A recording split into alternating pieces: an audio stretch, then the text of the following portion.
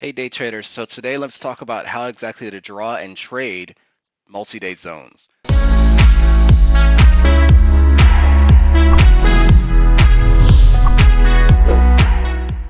So a multi-day zone is basically a zone that came from a previous day. So as an example, this was this past Monday, and on this side is the past Friday, so that Friday before that. The way you can tell is actually in the middle, there's this dotted line here, which separates the 2 days. There's no pre-market that I'm looking at. There's no post-market I'm looking at. It's just that actual intraday volatility that's going on between towards the last kind of power hour of the day and the morning volatility of it, right? So this is how you basically do it, right? So if you notice, the market kind of opened up, coming upward, basically, and then starts coming down, right? And then after the fact, consolidates a bit and then starts rushing down. So we typically know, right, that if something's rushing down, there's no zones for us to actually draw at that point, because if we were hypothetically thinking, okay, well, maybe is there a trade potentially here? Since we trade off reversals, there's nothing there. Perfect example is look at the day before, right? The day before, when it market really opened up, there was a demand zone created at the bottom, and there's a supply zone created at the top, right? And for just the consistency's sake, let me actually turn this red. Sometimes I personally forget, right? So let's turn this red. I usually put it to 60, and there we go, right? So supply zone at the top, demand zone at the bottom. And as you can see, typically, right, it basically flows perfectly between the two, right? So it's potentially an option call here, right? So coming down, bouncing off of it. Same thing up here, bouncing off of that for the rundown. And then again, same thing, so on and so forth. So it's you capturing the reversals. In this example for Monday, right, there was some movement a little bit here as well, right? I mean, technically, if you really want to kind of look at it this way, right, there is this flow from here. If I drew the rectangle, right, the remaining of the supply zone outward, which we can, right? So it's going to be 394.06 minus 10 cents as an example. And my math sucks, so if it's wrong, I'm sorry, but I think it's tonight 393.94. Let me know in the comments if that's wrong. I have no idea, right? Just try to do the math as best as I can. But who cares? As long as I can trade and make money, that's all that really matters. So, but you can see technically it still respects it, right? Comes down, retaps it, comes up, retaps it, rushes down. But the question becomes, how exactly do we trade? If I get my circle out, how do we trade when it's doing all of this run down, this kind of falling knife, if you will, right? That's where multi-day zones come in. Multi-day zones, again, is just basically zones from the different day, and you're trying to capture that falling knife to say, where is it reversing, so I can capture it to the upside, right? In this example, right, this is basically what happened. So it came up, tapped the zone, starts reversing back down. We wanted it hypothetically to bounce back up, right? But it didn't, because they can only tap so many times before they start breaking it, because before it becomes a breakout, essentially, right? So it starts flowing down. So then it's up to us to say, okay, multi-day zone time, where is this thing stopping, right? The way to do that is to go to the dotted line to the left of it and find out, okay, where were these other potential demand zones? And is that where it's stopping so we could buy the reversal? The best way to really look at it, right, is that it happens typically very slowly. Like you can see these candles are very fast for the most part, but the reversal starts happening slowly. If you see this wick starts reversing back up, right? The reason why is kind of an analogy wise is that it's basically like a car. It can run down extremely fast, let's say going 90 miles per hour, maybe 100 plus miles per hour, but in order to turn, it needs to slow down a bit, and then it can go back full speed up, especially over here, right? Power hour, right?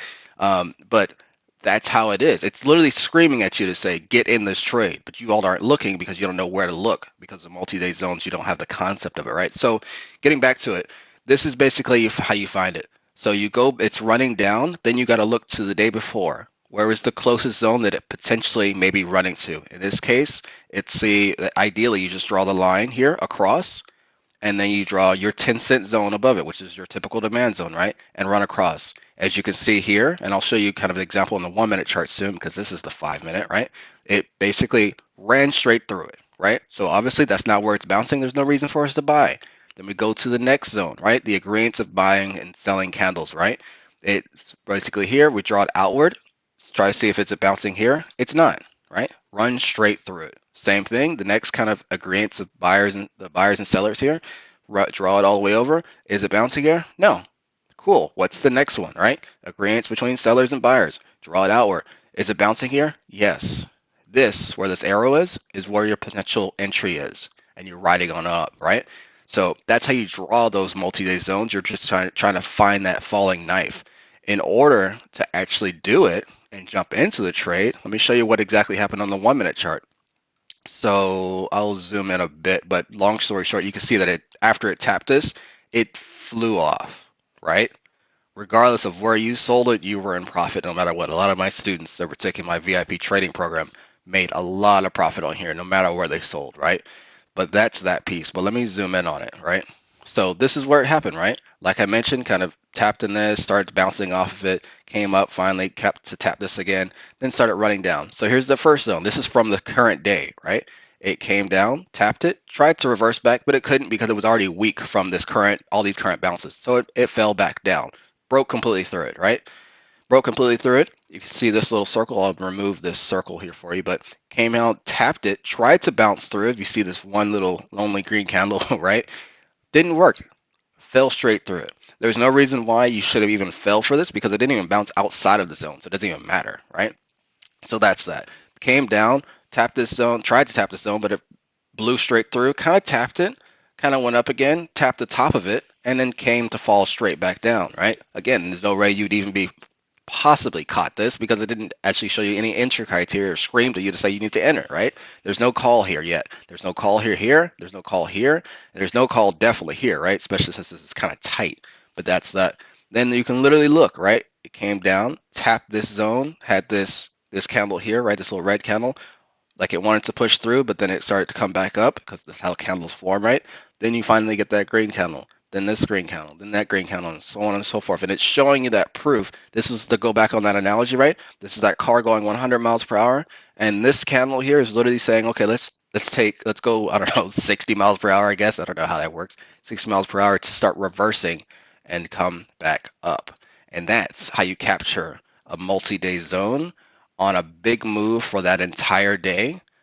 And it's just as simple as that, right? So again, came up from the top, ran down. It was up to you to draw these zones, and then you sell after the fact. And then to keep things super clean, you can start after it breaks through a zone and doesn't exactly show you the movement that you want it to do.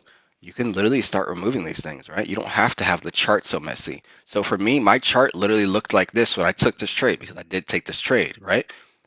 And that was it. And of course, I didn't have a circle. And then ran up, made the profit. Simple as that. Don't overcomplicate trading. Trading's not as hard as it is. 90% of traders fail just because people don't know what to look for.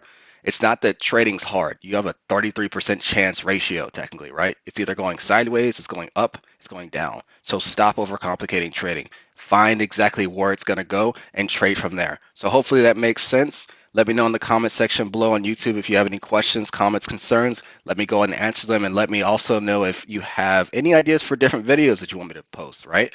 So I'll talk to you all in the next video.